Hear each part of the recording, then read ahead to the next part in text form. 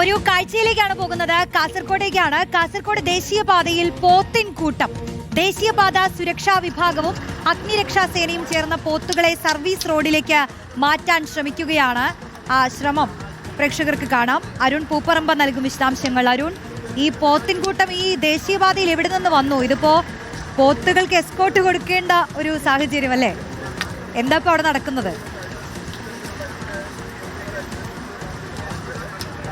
റോഷ്നി, ഇത് ദേശീയപാതയാണ്. അതോടൊപ്പം തന്നെ ഈ കാസർഗോഡ് മേൽപ്പാലം കൂടിയുള്ള ഭാഗമാണ്. അതുകൊണ്ട് തന്നെ ഈ സർവീസ് റോഡിലേക്ക് ഇതിനെ മാറ്റാൻ ഏറെ പ്രയാസമാണ്. ഏകദേശം 2 കിലോമീറ്ററോളം ഇത് ഈ പോത്തിൻകൂട്ടം ഇങ്ങനെ സഞ്ചരിച്ചു എന്നതാണ് അഗ്നിരക്ഷാ ഉദ്യോഗസ്ഥരൊക്കെ പറയുന്നത്. അടുക്കത്ത് വയൽ ഭാഗത്ത്, അതായത് ഈ മേൽപ്പാലം തുടങ്ങുന്ന ഭാഗത്താണ് ഇത് കയറിയതെന്നാണ് ഇപ്പോൾ മനസ്സിലാക്കുന്നത്. അതിൽ കൃത്യമായതിലൊരു വ്യക്തതയില്ല.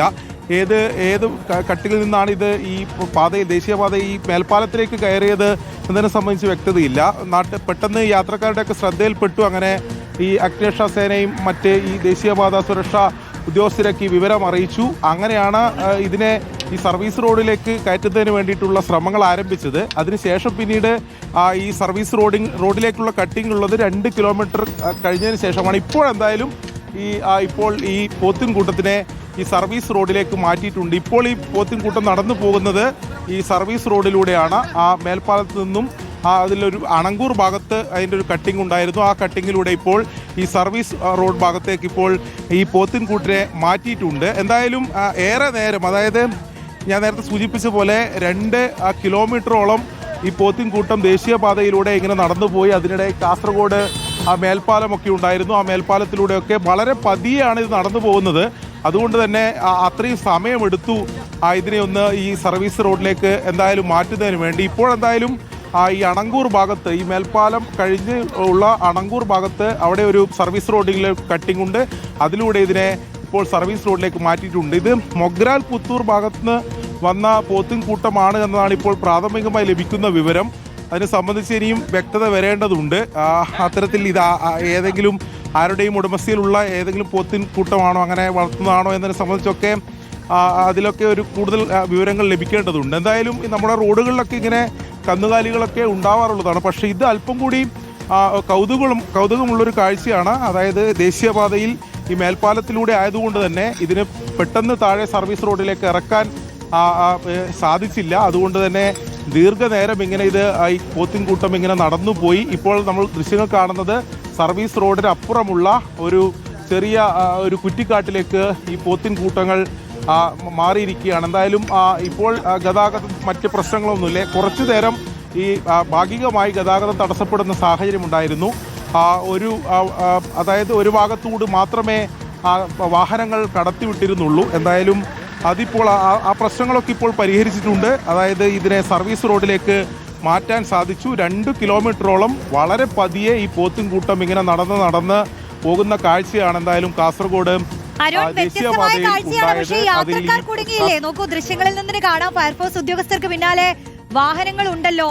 അപ്പോ ഒരു ഗതാഗത നിയന്ത്രണം തന്നെ വേണ്ടി വന്നോ?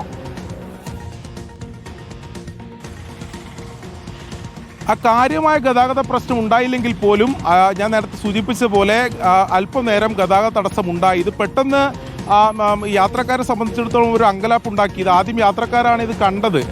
ഈ ദേശീയപാതയിലൂടെ ഇതിങ്ങനെ പതിയെ പോത്തിൻകൂട്ടം ഇങ്ങനെ നടന്നു പോകുന്നത് റോഡിൻ്റെ നടുവിലൂടെയൊക്കെയാണ് നടന്നു പോയത്. അപ്പോൾ അവിടെ ഗതാഗത തടസ്സമുണ്ടായി. അങ്ങനെ ചില യാത്രക്കാർ കൃത്യമായി ഇത് വിവരം ഈ ഉദ്യോഗസ്ഥരെയൊക്കെ അറിയിച്ചു. അങ്ങനെയാണ് അഗ്നിരക്ഷാ ഉദ്യോഗസ്ഥരും മറ്റ് ഈ ദേശീയപാത സുരക്ഷാ ജീവനക്കാരൊക്കെ അവിടെ പെട്ടെന്ന് എത്തിയത്. അവരെ സംബന്ധിച്ച് അവർക്കും ഇത് എന്ത് ചെയ്യണമെന്ന കാര്യത്തിൽ ആദ്യം ഒരു പ്രശ്നമുണ്ടായിരുന്നു. ഇതിനെ ഈ സർവീസ് റോഡിലേക്ക് ഇതിനെ മാറ്റാൻ അവിടെ ഉണ്ടായിരുന്ന ആ സമയത്ത് അതിനുള്ള സാഹചര്യം ഉണ്ടായിരുന്നില്ല. അത് 2 കിലോമീറ്റർ യാത്ര ചെയ്താൽ മാത്രമേ, അല്ലെങ്കിൽ കഴിഞ്ഞാൽ മാത്രമേ ഇതിനെ ഈ മേൽപ്പാലം കഴിഞ്ഞ് ഈ സർവീസ് റോഡിലോട്ടൊരു കട്ടിംഗ് ഉള്ളൂ. അതിനുവേണ്ടി ഇത് ഇങ്ങനെ വളരെ ക്ഷമയോടെ അഗ്നിരക്ഷാ ഉദ്യോഗസ്ഥരൊക്കെ ഇങ്ങനെ കാത്തിരുന്നു. അങ്ങനെ പതിയെ ഇതിനെ റോഡിൻ്റെ ഒരു അരികിലൂടെ നടത്തിക്കൊണ്ടുവന്നു. ഇവരെത്തുന്നതിന് മുമ്പ് റോഡിൻ്റെ നടുവിൽ ഇതിങ്ങനെ തമ്പടിച്ച് നടക്കുകയായിരുന്നു. അപ്പോഴാണ് ഗതാഗത തടസ്സം ഉണ്ടായത്. വാഹനങ്ങൾക്ക് കടന്നു പോകാൻ പറ്റാത്തൊരു സാഹചര്യമൊക്കെ ഉണ്ടായത്. പക്ഷേ ഇവർ വന്നതിന് ശേഷം, അതായത് അഗ്നിരക്ഷാ ഉദ്യോഗസ്ഥരൊക്കെ വന്നതിന് ശേഷം അവർ വടിയൊക്കെ ഉപയോഗിച്ച് ഇതിനെ റോഡിൻ്റെ ഒരു വശത്തുകൂടി പതിയെ നടത്തി മുന്നോട്ട് കൊണ്ടുപോയി. അങ്ങനെ ഒടുവിൽ ഈ അണങ്കൂർ ഭാഗത്തേക്ക് ഏകദേശം 2 കിലോമീറ്റർ കഴിഞ്ഞ് അണങ്കൂർ ഭാഗത്ത് ഈ സർവീസ് റോഡിലേക്കുള്ളൊരു കട്ടിംഗ് ഉണ്ട്. അതിലൂടെ ഇപ്പോൾ സർവീസ് റോഡിലേക്ക് മാറ്റി ഇപ്പോൾ ഇതിനെ തൊട്ടരികിൽ ഒരു കുറ്റിക്കാട്ടിലാണ് ഇപ്പോൾ ഇത് നിലയുറപ്പിച്ചിട്ടുള്ളത്. എന്തായാലും റോഷി സൂചിപ്പിച്ച പോലെ യാത്രക്കാരെ സംബന്ധിച്ച് ചെറിയ തോതിൽ ബുദ്ധിമുട്ടുണ്ടാക്കിയിട്ടുണ്ടെങ്കിൽ ഗതാഗത തടസ്സം ഇത് സംബന്ധിച്ച് ഉണ്ടായിട്ടുണ്ട് എന്ന കാര്യത്തിൽ സംശയമില്ല. നമുക്ക് ഈ അഗ്നിരക്ഷാ ഉദ്യോഗസ്ഥരുടെ കൂടി പ്രതികരണം നമുക്ക് തേടാവുന്നതാണ്. സാർ ഇത് എവിടുന്ന അടുക്കത്ത് വയൽ എന്ന് പറയുന്ന സ്ഥലത്ത് നിന്നാണ് കയറിയെന്നാണ് നമ്മൾ അനുമാനിക്കുന്നത്. ഞങ്ങളുടെ ഒരു വഴിയാത്രക്കാരനാണ് പറഞ്ഞത്. സാർ ഇങ്ങനെ പോത്തിറങ്ങിയിട്ടുണ്ട്. അപ്പോൾ നമ്മൾ ഫയർഫോഴ്സ് സ്വാഭാവികമായിട്ട് അടുക്കത്ത് വയൽ എന്ന് പറഞ്ഞ സ്ഥലത്തേക്ക് പോയി അതിൻ്റെ പുറകെ അനുഗമിച്ച് ഇപ്പോൾ അണങ്കൂർ എന്ന് പറയുന്ന സ്ഥലത്തേക്ക് റോഡ് ഗതാഗതം തടസ്സപ്പെടാത്ത രീതിയിൽ സൈഡിലൂടെ ഓരം ചേർന്ന് നടത്തി ഇപ്പോൾ ഇവിടെ ഇറക്കിയിട്ടുണ്ട്. ആദ്യം ഇത് റോഡിന്റെ നടുവിൽ ഇങ്ങനെ നടുവിലായിരുന്നു. ULCCയിലെ ജീവനക്കാർ കണ്ടു, അവരും റോഡിന്റെ സൈഡിലേക്ക് ആക്കി കൊത്തുന്നു. പിന്നെ ഞങ്ങളുടെ സേവനം കൂടെ ഒരുമിച്ച് ചെയ്ത് റോഡിന്റെ സൈഡിലൂടെ ഇപ്പം ഇവിടെ മേൽപ്പാലത്തിൽ നിന്നും കട്ടിങ് ഇല്ലാത്തതുകൊണ്ടല്ലേ ഇത് ബുദ്ധിമുട്ടായി. മേൽപ്പാലത്തിന് കട്ടിങ് ഇല്ലാത്തതുകൊണ്ട് ഏകദേശം ഒരു 3 കിലോമീറ്ററോളം 3 കിലോമീറ്റർ നടക്കേണ്ടി വന്നു. മുതലല്ല അല്ല അടുക്കത്തോയിൽ ഈ മേൽപ്പാലം തുടങ്ങുന്ന ആ ഭാഗത്തുനിന്നായിരിക്കും. അവിടെ തന്നെയാണ്. ആരുടെയാണ് ഈ എന്തെങ്കിലും ആരുടെയാന്ന് കൃത്യമായിട്ടൊന്നും നമുക്കറിയില്ല. അവിടെ ഇത് നാട്ടുകാരുമായി ബന്ധപ്പെട്ടിട്ട് നമ്മൾ അതിന്റെ നോക്കുന്നുണ്ട്.